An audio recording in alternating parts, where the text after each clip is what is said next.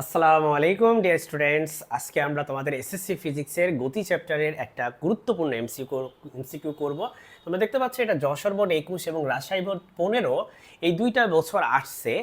এবং তোমরা দেখো যে আমি একটু কাপা কাপা হাতে লিখছি, তাই হচ্ছে একটু এলোমেলো হয়েছে। এটা একটা স্ট্রেট লাইন, এটা এক্স অ্যাক্সিস, এটা ওয়াই অ্যাক্সিস।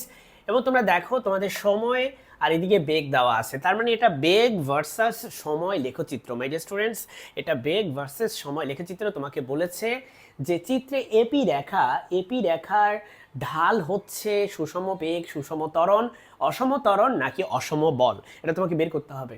ডিয়ার স্টুডেন্টস, তুমি দেখো তোমার এটা সুষম বেগ কেন নয়, কারণ সময়ের সাথে সাথে বেগ যদি সমান হতো, দেখো বেগ বাড়ছে বাড়ছে বাড়ছে, তাহলে কি তুমি বলতে পারবা এটা সুষম বেগ? সুষম বেগ মানে হচ্ছে বেগের মান ফিক্সড। তুমি দেখো তোমার বেগের মান ফিক্সড না, বেগের মান বেড়ে যাচ্ছে, তার মানে এই উত্তরটা হতে পারে না। ডিয়ার স্টুডেন্টস, কেন এটা সুষম ত্বরণই হবে? কারণ দেখো সময়ের সাথে সাথে তার বেগ বাড়ছে, কিন্তু বেগ বৃদ্ধিটা হচ্ছে সরলরৈখিক। মাই ডিয়ার স্টুডেন্টস, মনে রাখবে সুষম ত্বরণের ক্ষেত্রে বেগ বৃদ্ধি হবে সরলরৈখিকভাবে বেগ বাড়বে। ঠিক আছে মাই ডিয়ার স্টুডেন্টস, আশা করি তুমি বুঝতে পারছো যে বেগ বৃদ্ধিটা হবে সরলরৈখিক। মাই ডিয়ার স্টুডেন্টস, এটা কেন অসম ত্বরণকে রিপ্রেজেন্ট করে না? অসম ত্বরণ হওয়ার জন্য তোমার এদিকে যদি থাকে সময় আর এদিকে যদি থাকে বেগ, তাহলে তোমার বেগটা সময়ের সাথে সাথে সরলরৈখিকভাবে বাড়বে না, এরকম বাঁকাভাবে বাড়বে। অথবা এমনও হতে পারে তোমার বেগটা কমছে কমছে কিন্তু বাঁকাভাবে কমছে, এমনও হতে পারে এরকম হচ্ছে তোমার বেগটা। তাহলে এগুলাকে তুমি বলবে এগুলা হচ্ছে অসম, এগুলো হচ্ছে অসম বেগ। দেখো বেগের যে বৃদ্ধি হচ্ছে সেটা কিন্তু অসমভাবে হচ্ছে।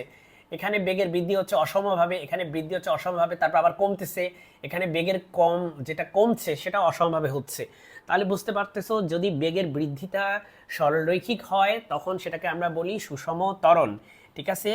তবে ডিয়ার স্টুডেন্টস, মাথায় রাখবে বেগের বৃদ্ধি যদি আবার এমন হয় যে এই যে এভাবে, এখানেও কিন্তু দেখো বেগের বৃদ্ধি কিন্তু কিভাবে হয়েছে? সরলরৈখিকভাবে হয়েছে। সরি, বেগের বৃদ্ধি না, বেগ হচ্ছে সরলরৈখিক আছে, তাই না? তো এই কথাটার মানে কিন্তু আসলে বেগ বাড়েনি, এই কথাটার মানে কিন্তু সময়ের সাথে সাথে বেগের মান ফিক্সড। দেখো এই যে বেগের মান দেখো সবসময় ভি, সময়ের সাথে সাথে। যদি এরকম হয় সেক্ষেত্রে কিন্তু তোমার ত্বরণ কিন্তু নাই, ত্বরণ কিন্তু জিরো। তখন কিন্তু আবার তুমি সেটাকে সুষম ত্বরণ দাবি করবে না। সুষম ত্বরণের ক্ষেত্রে সেটা বেগ বৃদ্ধিটা এভাবে সরলরৈখিক হতে হবে। ওকে মাই ডিয়ার স্টুডেন্টস, যদি সুষম মন্দন বলতো তাহলে উপর থেকে গ্রাফটা নিচে আসতো এভাবে।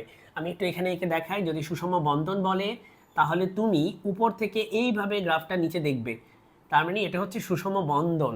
ঠিক আছে মাই ডিয়ার স্টুডেন্টস, আসলে আমার নিচে দেওয়া উচিত না, কারণ যেহেতু এটা বেগ, তার মানে এদিকে এই পর্যন্ত আসবে, কারণ নিচে দিলে আবার হচ্ছে ডিরেকশন উল্টা দিকে বোঝায় বেগের ক্ষেত্রে। ওকে ডিয়ার স্টুডেন্টস, আসসালামু আলাইকুম।